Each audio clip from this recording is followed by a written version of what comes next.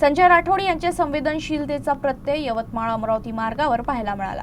अपघातग्रस्त दाम्पत्याला तातडीने मदत करून उपचारासाठी पाठवत त्यांनी मानवतेचे दर्शन घडवले।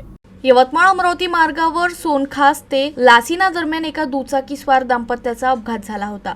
अज्ञात वाहनाच्या धडकेत हे दाम्पत्य रस्त्याच्या कडेला गंभीर जखमी अवस्थेत पडून होते। दरम्यान राज्याचे मृद व जलसंधारण मंत्री तथा जिल्ह्याचे पालकमंत्री संजय राठोड यांचा ताफा त्या मार्गावरून जात होता। अपघाताची दृश्य पाहताच त्यांनी तात्काळ ताफा थांबवला। मंत्री राठोड यांनी तातडीने आपल्या ताफ्यातील पोलीस वाहनातून जखमी दाम्पत्याला शासकीय वैद्यकीय महाविद्यालय इथं हलवण्याच्या सूचना दिल्या। त्यानंतर त्यांनी स्वतः डॉक्टरांशी चर्चा करून जखमींची विचारपूस केली। याच वेळी घटनास्थळी रुग्णवाहिका पोहोचताच जखमींना तातडीने उपचारासाठी रवाना करण्यात आलं। मंत्री राठोड यांनी आपल्या ताफ्यातील सुरक्षा वाहन रुग्णवाहिकेसोबत पाठवत जखमींवर योग्य उपचार होईपर्यंत लक्ष ठेवण्याच्या सूचना दिल्या आहेत। त्यांच्या या तत्पर आणि संवेदनशील कृतीमुळे जखमी दाम्पत्याला वेळेवर उपचार मिळाले। स्थानिक नागरिकांनीही त्यांच्या या मानवतावादी भूमिकेचे कौतुक केले।